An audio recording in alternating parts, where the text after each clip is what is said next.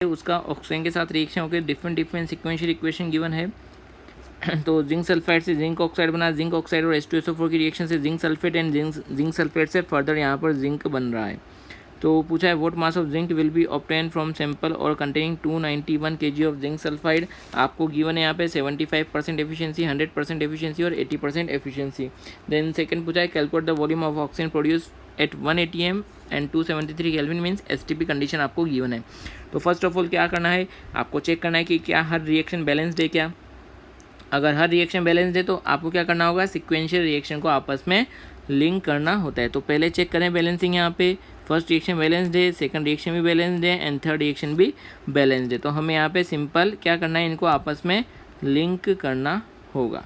ठीक है, तो अब यहाँ पे इक्वेशन क्या है, zinc sulphide ZnS plus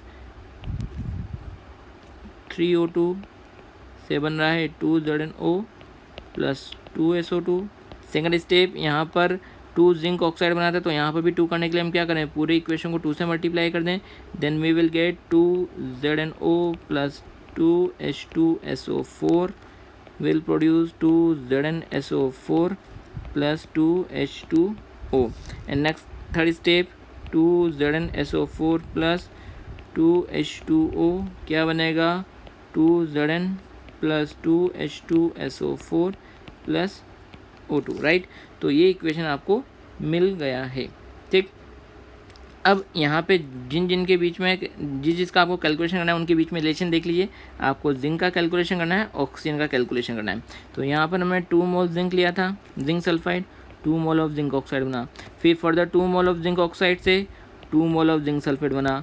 further 2 mole of zinc sulphate से 2 mole of zinc and 1 mole of O2 बन रहा है। तो हम क्या बोल सकते हैं, from 2 mole ZnS we will get 2 mole zinc plus 1 mole O2, यानी जितना मोल जिंक सल्फाइड का होगा उतना ही मोल जिंक का और उसका हाफ मोल ऑक्सीजन का बनेगा। बट कब, जब हम 100% एफिशिएंसी लेकर चल रहे हैं।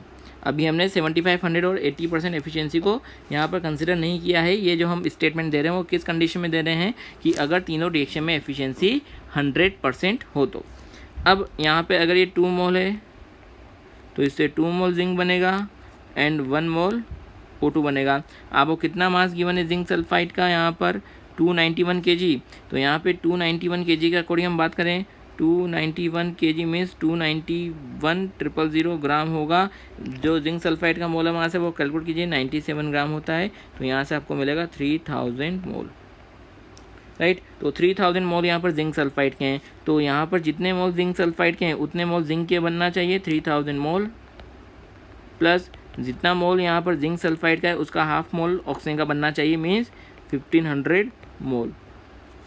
तो इतना बनना चाहिए था। बट एफिशिएंसी क्या है, 75% है, देन फिर 100% है एंड देन 80% है। तो अब जितना मोल बनना चाहिए था उसको हम क्या करेंगे, एफिशिएंसी से मल्टीप्लाई कर देंगे। तो एक्चुअली कितने जिंक के मोल्स बन रहे होंगे वो आपको मिल जाएंगे।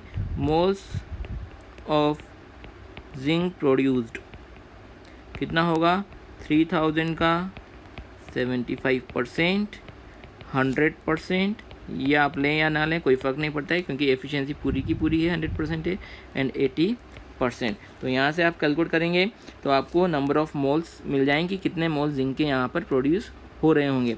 अब आपको मास बताना है, इतने मोल्स यहाँ पे जिंक के प्रोड्यूस हो रहे थे, इसके मास पता करना है। तो मोल्स को क्या करेंगे, मोल एटॉमिक मास से मल्टीप्लाई कर देंगे। मास ऑफ जिंक प्रोड्यूस कितना, 3000 इंटू 75/100 इंटू 80/100, ये तो कैंसिल आउट होना है, इंटू एटॉमिक मास जिंक का होता है 65। तो ये आपको मिल जाएगा 117,000 means 117 kg, right. Second step की बात करें, आपको पूछा है volume of oxygen produce at 1 atm and 273 kelvin STP condition given है। तो हमें पता है STP पर एक मोल का वॉल्यूम कितना होता है, 22.4 लीटर। तो जितने मोल्स बनेंगे उसको हम 22.4 लीटर से मल्टीप्लाई करके आंसर निकाल सकते हैं। बट पहले आपको देखना होगा कितने मोल्स यहाँ पर बने, क्योंकि अभी जो हमने कैलकुलेट किया है ये 1500 मोल वो 100% एफिशिएंसी के अकॉर्डिंग किया है। अब एफिशिएंसी का कंसिडरेशन करते हुए आपको मोल्स का कैलकुलेशन करना है। So moles of O2 produced with efficiency कितना है 75%, 100% एंड 80%। तो कितना 1500 का 75% इंटू 100% एंड 80%, तो इतना मोल्स ऑफ O2 यहाँ पर बन रहा होगा। Now we know at STP 1 mole O2 equal to 22.4 litre. तो इतने मोल्स का वॉल्यूम कितना होगा, मल्टीप्लाई कीजिए। सो 1500 इंटू 75/100 इंटू 80/100, तो एक मोल का वॉल्यूम इतना था, तो इतने मोल्स का कितना होगा, मल्टीप्लाई करना होगा। तो आपको मिल जाएगा 20160 लीटर, और we can say 20.16 into 10⁻³ litre.